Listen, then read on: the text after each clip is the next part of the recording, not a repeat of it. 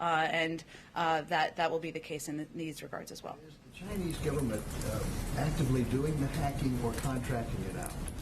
I don't have any more detail than that, Steve. Let me check and see if there's more we can provide to you about. Lastly, the Belarus opposition leader is in Washington this week. I think she's going to be Tony Blinken today. Is the president going to be with her? We are still finalizing what the details are. She will be meeting with White House officials. I wouldn't say it will be the president, but she will be meeting with White House officials when she's here. We'll have more to report on that once those details are finalized. Go ahead, Phil. Just to follow up, the statement to the Ministry of State Security was directly paying hackers, which was, I think, why it was elevated. The president kind of compared it to the Russia situation, but said that maybe they're protecting them or accommodating them. It doesn't seem to be a direct link, as what the statement said this morning. I'm just trying to square kind of where things stand in terms of how the White House views what's actually transpired. As it relates to the cyber activities and the attribution that was put out earlier this morning? Well, first, I would say that we felt it was important to be clear that, as was clear when we made the announcement this morning, that the former attribution of the malicious cyber campaign utilizing the zero-day vulnerabilities in the Microsoft Exchange server, which was disclosed in March 2021, to malicious cyber actors affiliated with the MSS with high confidence. That was the information put out by the intelligence community or by our national security team earlier today. That is accurate. That's why we worked also, and it's significant, which is why I pointed this out initially, that we worked in coordination with many partners around the world, the European Union, the United Kingdom, Australia, Canada, New Zealand, Japan, and NATO, to criticize, expose, and call out these malicious cyber activities. But that is the information that's accurate about the attribution. One more on that, and then one other one. The president said he's going to be briefed on it. Or in his remarks, when he was asked about it, he said he was going to be briefed on it. This is a pretty significant escalation of things from the U.S. and its allies. What more does the president need to be briefed on in terms of the process going forward? I would say first, the president is regularly briefed. He certainly is aware of attributions that are determined by the U.S. government, including the one announced earlier today. But this is an ongoing effort, an ongoing consideration of how to prevent these malicious actions from happening in the future to other private sector companies. Certainly something that the president will continue to speak with his national security team about. And then just one on the economic side. Obviously, the president kind of addressed inflation head-on today. One thing that Chair Powell says, and I know you guys are in the same place on the idea that it's transitory right now, but Chair Powell said in congressional testimony, we're humble about what we understand, given the fact that there's no real roadmap coming out of a once-in-a-century pandemic economically. Is the White House economic team, when it comes to inflation, also humble about what they understand, that maybe they don't necessarily know what's going to happen next as it pertains to inflation? Absolutely. We take inflation very seriously. It is under the purview of the Federal Reserve. As you know, they have regular quarterly meetings where they put out that information and any considerations publicly. Their projection continues to be that while there's a projected increase in inflation this year, it's expected to come back down to about 2.2 next year. They have not changed that, and that is in line with a number of outside economists as well. You are also correct that when the economy is turning back on from a global pandemic, there isn't a lot of historic precedent for that. And certainly we're seeing prices go back to pre-pandemic levels. In some cases, we're also seeing a range of factors, including shortages in the supply chain, from chip shortages that are impacting the auto industry to lumber shortages that are impacting the housing industry, that are also factors here as we're seeing price increases. But we do look at all of that. We take it incredibly seriously, and we respect the role of the Federal Reserve as well. Go ahead, Rachel. Thanks, Jen. Two questions. One on just follow up on China and the cyber attacks.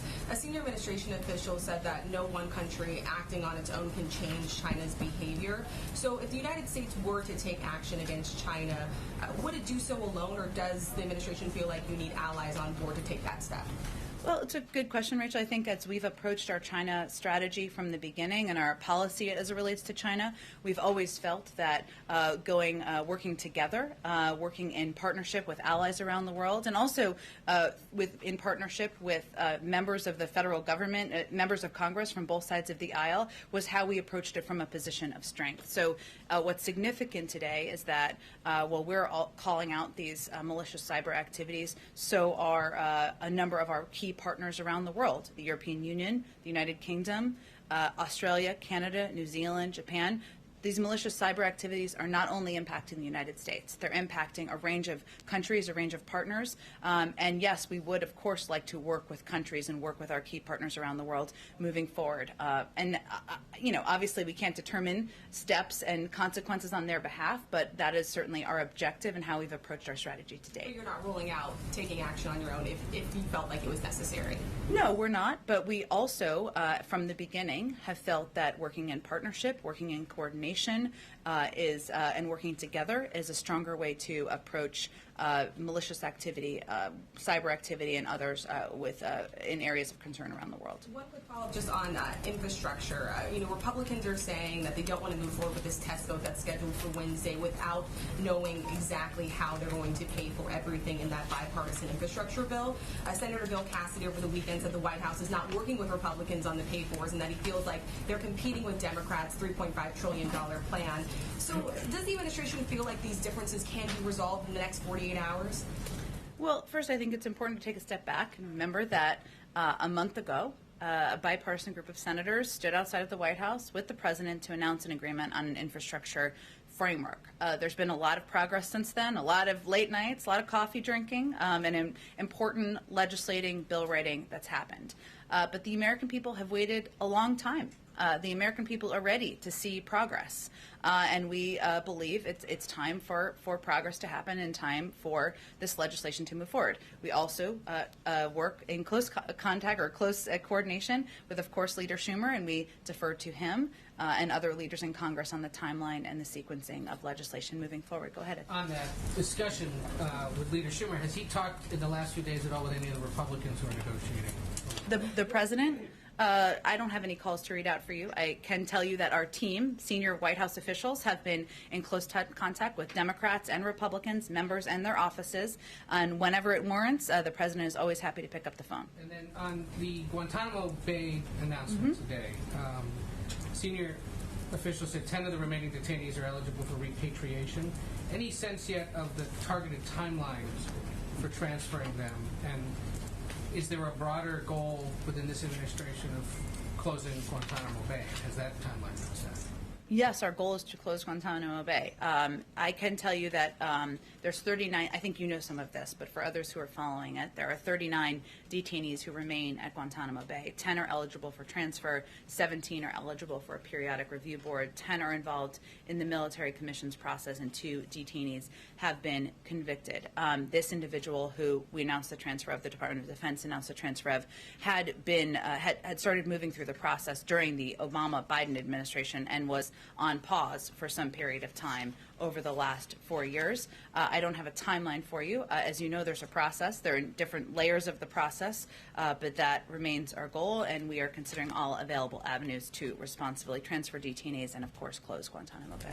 We and a few other outlets have reported that the administration is now planning to send about 2,500 Afghan translators and I believe members of their family to Fort Lee in Virginia as they complete the steps to have their legal status in this country reviewed. Will there be other U.S. military bases in the United States also? Is that individuals who have completed the process, the security review, the vetting and security process, could be relocated to the United States. That would be certainly U.S. military bases, and the Department of Defense will assess how many of those and how many facilities they would need for those transfers. Two real quick scheduling things. Is the president at all scheduled to meet anytime soon with members of the Texas Democratic House delegation that's here in Washington? I don't have any meetings to preview for you at this point in time. And I hesitate to ask this because I'm only a slight Don't admirer. hesitate. It's okay. Is It's a Tom Monday. Brady joining the Buccaneers here at the White House tomorrow? I've been asked to ask this by several people. It's okay. I don't have the list of Buccaneers attending tomorrow in front of me. We will see if we can venture to get that for you all by the end of the day. Go ahead. Thank you, Jen, and great throw yesterday. Thank you. Thank you very much. I appreciate it. On vaccine hesitancy, as COVID-19 cases rise, if this is becoming a pandemic of the unvaccinated and you guys are having a hard time getting a certain part of the population to go get the shot, would President Biden ever call former President Trump and say, I need your help, let's cut a PSA and tell people to go do it? Well, first I would say that what we've seen in our data is that the most trusted voices are local officials, doctors, medical experts, civic leaders, clergy from time to time, and that is where we've really invested our funding and our resources. We've seen almost every former president play a role in putting out a PSA, making sure people understood in the country that the vaccine is safe and effective. We don't believe that requires an embroidered invitation to be a part of. But certainly any role of anyone who has a platform where they can provide information to the public that the vaccine is safe, it is effective. We don't see this as a political issue. We'd certainly welcome that engagement. And about those Texas Democrats, since the vice president met with these Texas Democratic lawmakers, 5 of them have now tested positive for COVID-19. Is there any safety concern about her spending time around the president until a certain amount of time has passed? Well, first I would say I think the vice president's office put out that she was tested and that there was no detection of COVID-19. They also put out some specific details about their proximity to the individuals who tested positive as well. We take these precautions incredibly seriously and abide by the guidance of our health and medical experts. Do officials here wish that those Texas Democrats would have been more careful and taken more precautions, like wearing masks on the flight here? Again, I don't think I'm going to be in a position here to assess what safety precautions they may or may not have taken. Obviously, these individuals were out there trying to elevate the issue of an individual's right to vote. We of course, hope everybody abides by public health guidelines. That's what we certainly recommend. But the vice president, what's important for everybody to know is that the vice president was tested. She, of course, takes these precautions seriously, and we would follow any advice our public health officials give us. And can you tell us anything else about the nature of her trip to Walter Reed yesterday? Yes, it was a visit that was scheduled for several weeks, long before the visit of the Texas legislators, a routine appointment, which she had again scheduled several weeks ago. Go ahead, Kelly. And just to button that up, she and the president have been in the same room since she had that test. There's no separation of the president and the vice president. There haven't been additional precautions taken, no. On China, can you help us understand why the president asked a couple of questions today, was not sort of in the same posture we've seen toward Russia, where he has called out Russia publicly to stop. And from what we know based on the administration's findings, this is China paying cyber criminals to carry out, whereas in Russia, our understanding is Putin may have some looser relationship or perhaps some ability to direct criminal actors, but not that connection. So we gave the president an opportunity to address the China issue today. He seemed to pull his punches and not go after China. Why? Well, I would say first, Kelly, that was not the intention he was trying to project. He takes malicious cyber activity incredibly seriously. The effort and to engage and unite an unprecedented group of our allies and partners was something that was under his direction, and he continues to feel it's important to lead from a position of strength in close coordination with our partners and allies around the world. And he takes malicious cyber activity, whether it's from Russia or China, whomever the actors may be, quite seriously. And I think our efforts to lead on this should be an indication of that.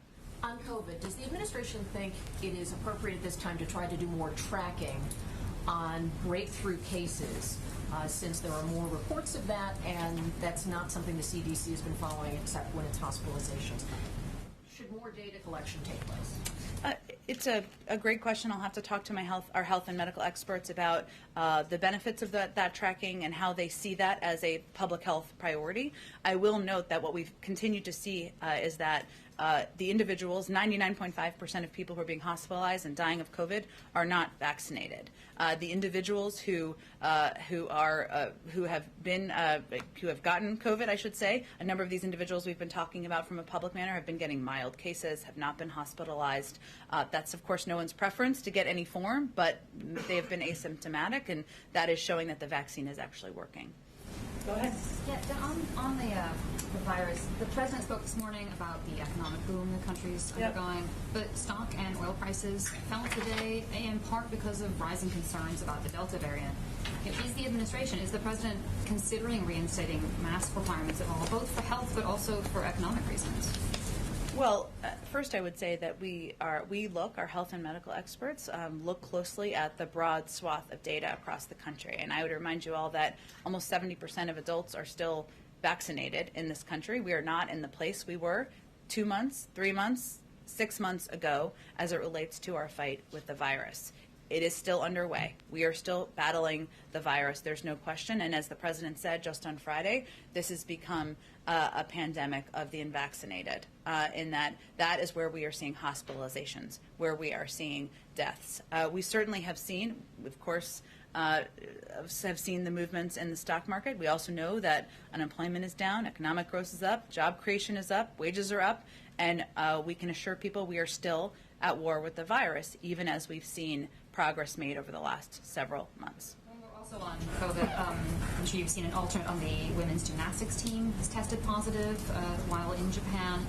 Any specific precautions the White House is taking with the First Lady's travel to ensure her safety as she goes over there? Well, first, we are aware of course, COVID-19 cases among a handful of athletes. We're monitoring the situation, wishing a speedy recovery to those who have tested positive. Public health remains a central priority for the Games. The government of Japan and the IOC have very strict protocols, and they are taking careful safety precautions to keep the athletes and the public safe. Nothing has changed in terms of our plans for the U.S. delegation. Our team will be following very strict safety and health protocols, limiting engagement with the public and keeping our footprint as small as possible. Our COVID team at the White House, as well as health officials at the IOC and the government of Japan, all agree that the stringent protocols and health measures in place will keep them safe. But of course, we continue to monitor individuals who are getting. Specific with the First Lady's travel? There is nothing new. Nothing has changed as it relates to her travel or the travel of the delegation. Go ahead. Earlier today, the president said he wasn't sure whether Facebook had done enough since last week to combat misinformation. Is there anything that the White House can point to generally that perhaps indicates that the companies are getting the message? Well, I think it's as I kind of started off in response to Josh, I would just go back to the point that our fight is not with one social media platform. It is with the virus. And we have a role, everybody has a role in combating misinformation. In terms of monitoring whether there have been steps that have been taken, I mean, there are things that you all can assess. There's no secret monitoring, right? You all can assess as media organizations and companies as well. Do you have access to information from these platforms as to who is receiving misinformation? I don't think that information has been released. Do you know how the algorithms are working at any of these platforms? I don't think that information has been released. But again, this is not about one platform. This is about misinformation that we're seeing travel around into the minds, the inboxes, the minds, of individuals, of people around the country. Inaccurate information that is preventing people from taking the step to getting vaccinated, and that is, of course, a public health concern for us. One quick follow-up, just to button it down, on the Senate calendar for Wednesday. Yeah. So the White House has no pause at this point about going forward with the cloture vote on Wednesday? It is the decision of the Leader Schumer on the timing and the schedule of the Senate votes. I will note again that it has been about 4 weeks since the president and bipartisan members stood outside together and announced an agreement. Lots of work has happened. Lots of good work together. Bipartisan work has happened. But we believe it's time to move forward with this vote, with congressional action. Go ahead, Ann. Too quickly on Guantanamo, and then I have one other thing. Can you be a little more precise about what the president's timeline is for closure of Guantanamo? For example, does he think, as some advocates have suggested, that it should be closed in his first year in office? If not, does he have a deadline? I don't have a new deadline to outline here for you today. So just closure when it can be closed? Well, as you know, Ann, there are several components of this process. It includes notifications and consultations with Congress. It's not something where one individual, even the President of the United States, can do it on his own.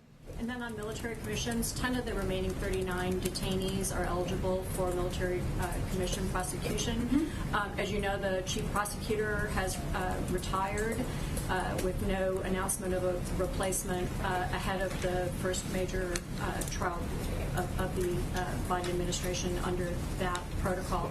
What is the administration's plan for military commissions, and does the president continue to believe that it is an appropriate way to deal with the remaining detainees?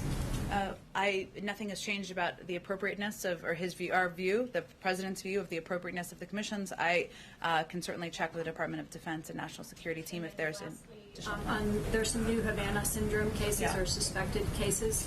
Is the administration now prepared to say that it believes Russia is responsible for this string of attacks, and what is the president doing to protect U.S. diplomats and others from these kinds of attacks? Well, the NSC, the National Security Council, is coordinating a full review of intelligence reporting to ascertain whether there may be previously unreported incidents that fit a broader pattern. At this time, we still don't know the cause of these incidents or whether they constitute an attack of some kind by a foreign actor. These are areas of active inquiry, something that our intelligence community is working on and very focused on. Go ahead. Jen, thanks so much. Yeah. The infrastructure framework, if it fails to advance on Wednesday, what's the backup plan? Is the president committed to making sure there's a bipartisan component, or will Democrats go it alone? We're not quite there yet. There's a lot of good work that's happened. 2 days is a lifetime in Washington, so I don't think we're going to make predictions of the death of the infrastructure package. Can you share some more about what possible pay-fors the president's team has proposed that might fall into the category of things Republicans have not already rejected and that the White House has not already rejected? I understand the question, certainly. Those conversations and discussions are being had among the bipartisan group that is finalizing this piece of legislation. And while there was agreement, of course, on the support for the IRS step that would have just ensured that some of the wealthiest Americans paid what they owed in taxes, some have backed away from that. There are other ways that they're discussing. We're open to alternatives, very open to alternatives from this end, but we'll let those conversations happen privately and be supportive of them from our end. Go ahead. Question.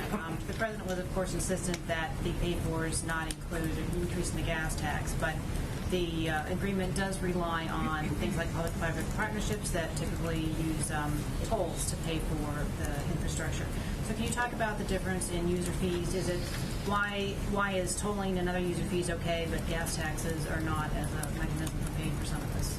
I mean, his fundamental base point is that we can't raise taxes for individuals making less than $400,000 a year. In terms of the specific tolling pay for, I'd have to get more specific details on that, but in his view, nothing violates his commitment on the $400,000. Jen. Go ahead, Karen. Thanks, Jen. The American Academy of Pediatrics today recommended that everyone wear a mask in schools this fall, regardless of their vaccination status, that that's the only way to keep kids safe. The CDC guidance does not go that far. It says if you are vaccinated, you can go without a mask, but locals could decide universal masking. We've heard you say repeatedly that the president leans on his trusted medical and health advisors, but would the president like to see masking in all schools this fall? The president's going to rely on the recommendations of the CDC, and also local school districts will make their own decisions based on the publicly available health guidelines. That's always how it's worked, and I think it will continue to work that way moving forward. CNN gave an interview, and he said that these different recommendations, the Pediatric Association, the CDC, local jurisdictions, that these types of recommendations can be confusing because they are conflicting or different in some places. What does the White House say to Americans and to parents who may be confused hearing one thing this morning from the AAP, knowing the CDC has something different? How do you sort through all of that? As a parent myself, it can be confusing. I think we acknowledge that. We rely from the federal government on the guidance of the CDC. And that's how we make recommendations on public health issues from the federal government. There will be different decisions made by school districts, just like there will be different decisions made by local communities. We certainly understand and recognize that, but we will continue to rely on the CDC for guidelines and guidance. Go ahead. So now that caseload numbers are rising with the Delta variant, is there something that the Biden administration wished it had done differently to avoid getting to this point to get us to a better position by now? Well, I don't know that there were many people who were predicting different impacts of different variants over time. I mean, the steps that we took We ensured there was enough vaccine across the country and in communities to make sure anybody who wanted to get vaccinated could get vaccinated. We've invested in local messengers to ensure that trusted voices are getting out into local communities. We've relied on tactics that we've seen work effectively, whether it's mobile units or empowering and engaging and funding doctors and medical experts to get out into local communities. We also always knew there would be ups and downs in the fight against a virus that is evolving and changing. And that's one of the reasons that we've been calling out misinformation, the impact of misinformation. I mean, we've seen just over the last couple of days, there was a poll that showed that about 20% of the public thinks that microchips are embedded in vaccines. Now, we all know that's inaccurate and not true. But why does 20% of the public think it? Is it one platform's fault? No. Is it one outlet's fault? No. But we all have a responsibility to make sure accurate information is out there. So that is our effort to make sure people know they need to be informed and be thoughtful about information they're getting and the sources of it. On the cybersecurity issue, obviously the attribution to China today of the ransomware attack. Does the United States use ransomware attacks in its cyber offensive programs? I don't have anything about our intelligence or use of cyber actions or intelligence that I'm going to convey from here. Go ahead. Misinformation. Oh, go ahead. I'll go to you. Let me just go like that. Go ahead. Go ahead. The president believe that those who mislead Congress should be prosecuted. Who mislead Congress? Yeah, I mean, it's the Department of Justice's decision not to prosecute Wilbur Ross. Just wondering if there's a general rule of whether he feels they should be prosecuted if they mislead I would Congress. point you to the Department of Justice on that case. I don't have any more details from here. Go ahead. Follow up on misinformation on social media. I heard you say that all options are on the table, including maybe legal. Would that mean potential legal action against the 12 that have come of concern for misinformation? All I was conveying is I'm not taking, I think the question was about legislative action, and I said that's up to Congress, and I'm not here to take options off of the table. That's Congress's purview to determine how they're going to move forward. Straight. The follow-up, does that mean if it's up the purview of Congress that the administration or President Biden is seeing Section 230 a little differently, reforms to Section 230 that protect social media companies for third-party information?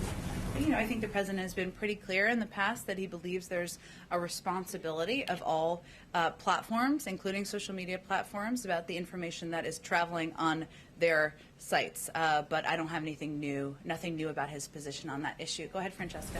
Thanks, Jen. Quick point of clarification on immigration first, though. Is the Sure. pathway to citizenship that the president supports in the budget bill for all undocumented immigrants, or is it the more narrow group of TBS holders, essential workers, dreamers, as well as farm laborers? We'll let Senate leaders put out the specifics in the reconciliation bill. We certainly support using the reconciliation package as a platform and a forum for moving immigration protections forward, but we'll let leaders in Congress speak to what's included.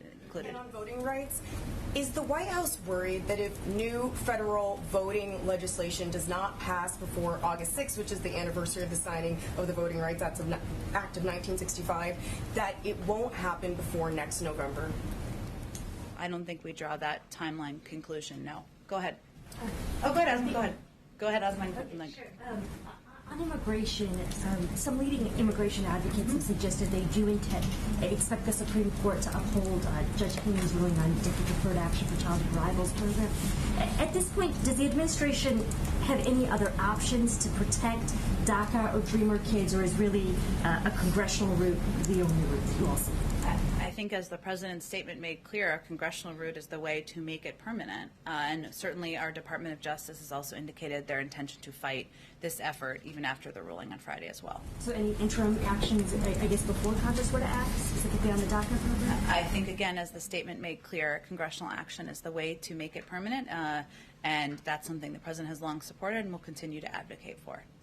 Go ahead. Going back on voting rights real quick, I spoke with Texas State Representative Bowers this morning, who now says it's actually 6 members who have COVID that are in the delegation. But she said that they are worried that nothing's going to come from the administration by that August 6th when special session ends. And so she was wondering, is there any kind of movement that we can see from the president coming out by that time? I know we still don't, we don't know if there's going to be anything on the schedule, but is there anything that he's planning to say or do? Do you mean the passage of the voting right of the bill, or what do you mean exactly? On What are August- are they expecting in terms of the passage of the legislation, or what are? They're worried that nothing is going to happen by August the 6th. And so that was a big concern when I spoke with her this morning, that there's no movement that's going to be coming from the administration. Well, it would require Congress passing the For the People Act for the president to sign it into law. He can't, the action would be first on Congress, not on the president. Coming out and saying, I know we've already talked about the filibuster like 50 million times. Beyond the speech he gave last week? Yes, that is exactly what they're I think he will continue to advocate for voting rights as a fundamental right for people across the country. That is something he gave a major speech on 6 days ago, and he will continue to look for opportunities to elevate that moving forward as well. Absolutely. Go ahead. Thanks, Jen. I have a follow-up to Peter's question about Trump, and I have my own vaccine question. In my follow-up, even if the administration doesn't partner with the former president, would it consider highlighting or acknowledging in a greater way his role in creating the vaccines to assure the rural voters who still support President Trump but are hesitant to get the vaccine? Well, I think do you have data to suggest that that's the issue that's preventing people from getting vaccinated? Well, we're seeing that the communities that have the lowest vaccination rates did seem to vote for President Trump. Okay, but what I'm asking you is if information related to whether or not the former president got credit is leading people not to get vaccinated, or is it information like microchips in vaccines and it causing fertility issues, causing health issues? Because you're drawing a few conclusions there that I haven't seen in data, but maybe you have that information to provide. No, but I think it's an issue. I mean, I think it's a common sense that these are people who supported him. These are people who are hesitant to get vaccinated. I don't think it takes a lot to draw the conclusion. Well, let me be very clear. Our objective is to ensure all Americans will get vaccinated. That would be, of course, we'd love that. Democrats, Republicans, independents. It's not a political issue to us. The virus does not. The virus does not look at people's party affiliation. We recognize that. The president's going to govern for all people. What I'm conveying to you is you're jumping to a few conclusions that I don't think data backs up in terms of what the impacts are. And what we're seeing is that misinformation traveling in a range of means, whether it's social media platforms, some forms of media, some elected officials, is having the biggest factor as it relates to individuals not getting vaccinated because people don't have access to accurate information. Go ahead. Thank you, Jen. The president is about to meet with the King of Jordan shortly. This visit comes at a pivotal time, considering what's happened in Jordan, the constant attack on U.S. forces in Syria and Iraq, and the Israeli government, to name a few.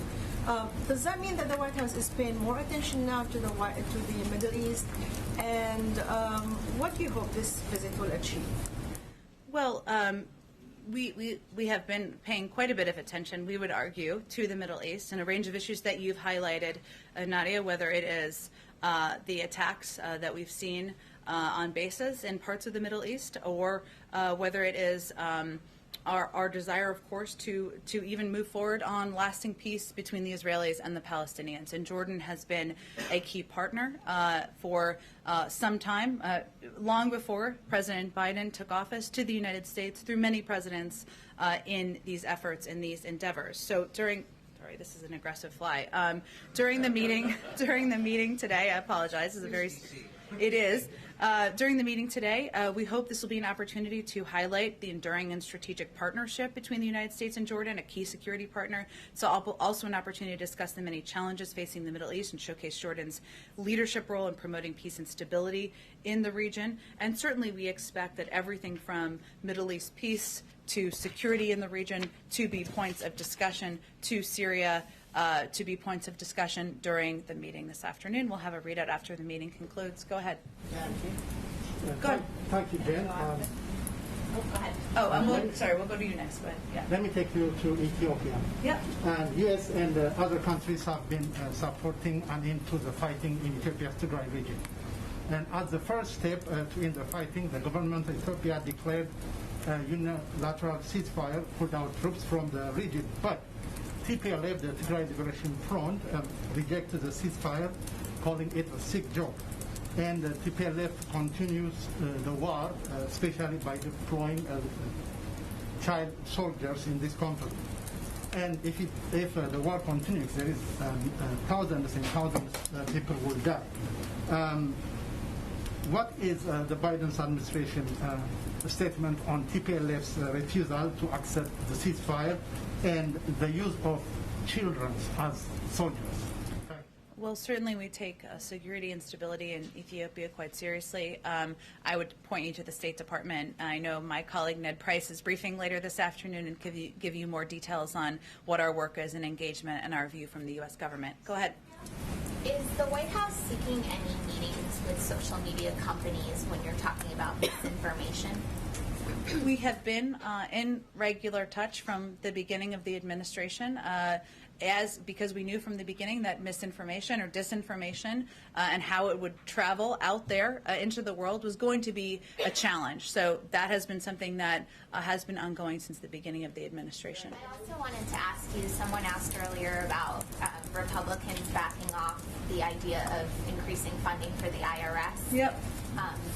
Or when you're talking about that and the president being open to other proposals, are you talking within the framework, the bipartisan framework, or the reconciliation package, or both? The bipartisan framework, that's the deal we're kind of, that is the discussion with Republicans. Of course, we would welcome Republican support for the reconciliation package, but we're talking about specifically the pay-fors on the bipartisan infrastructure framework. Go ahead in the back. Thank you. Will the White House publicly release information on posts that it considers misinformation on vaccines that it's asked Facebook to block? First of all, we've not asked Facebook to block any individual posts. The way this works is that there are trends that are out there on social media platforms. You're aware of them. We're aware of them. Anyone in the public can be aware of them. There's also data that we look at, that many media platforms, like many of you, also look at data in terms of trends, and you report on it, which is not to be expected given the number of people who get their information from social media. It's up to social media platforms to determine what their application is of their own rules and regulations. And so we just certainly raise where we have concerns about information that's inaccurate that is traveling out there in whatever platform it's traveling on. Go ahead. Yes, thank you, Jen. Does the White House welcome the news that the Haitian interim Prime Minister Claude Joseph is stepping aside and handing power to Ariel Henry? Well, we have been encouraging for several days now Haitian political actors to work together and find a political way forward. So we've certainly seen news reports. We have not received an official notification through our embassy, but we welcome reports that Haitian political actors are working together to determine a path forward in the country. Go ahead. Yeah, thank you, Jen. As you know, the leader of the Belarusian opposition, Svetlana Tikhanovskaya, is in the country right now. She's meeting with Jake Sullivan. She's meeting with Secretary of State Blinken. Any chance that she will meet with President Biden? So I think somebody asked this question a little bit. Oh, no, it's okay. It's okay. It's okay. She will be meeting with senior White House officials. There is not currently a meeting scheduled for her with the president. Go, Josh. What's happening? I just wanted to thank you, Jen, but as a point of privilege, I wanted to jump in. Canada announced it's going to reopen its borders for U.S. citizens who are vaccinated on August 9th. Does the United States plan to reciprocate? We are continuing to review our travel restrictions. Any decisions about reopening travel will be guided by our public health and medical experts. We take this incredibly seriously, but we look and are guided by our own medical experts, and not in a I wouldn't look at it through a reciprocal intention. Go ahead. Go ahead in the middle. Yeah, go ahead. Thank you. As you know, Senate Republicans have been calling on the president to withdraw his nominee to lead the Bureau of Land Management, Tracy Stone Manning, over connections to this tree spiking incident in 1989. That escalated last week with this former Forest Service investigator coming forward with an account that contradicts what she's told senators, as well as a man who was convicted in that case. Have those revelations changed the president's view on that nominee at all? It has not. He stands by his nominee and looks forward to her getting confirmed. Go ahead in the middle. I just had a quick follow-up on the Facebook stuff. Did anybody from the administration this weekend talk with Facebook officials given the president's comments on Friday? again, I think it's important for all of you to note that we are not at war with any social media platform. We are at war with the virus. And we have been in regular touch since the beginning of the administration, as we knew that there are a range of entities, platforms, media organizations, public officials who all have a role in combating misinformation. This is not personal. It is about fighting a virus that is still killing thousands of people. That's our objective. Thanks, everyone. Have a great day. I'll talk to you tomorrow. Open up his East Room events to the full press, like every other president. We'll look forward to seeing you soon, Brian. Will you open them?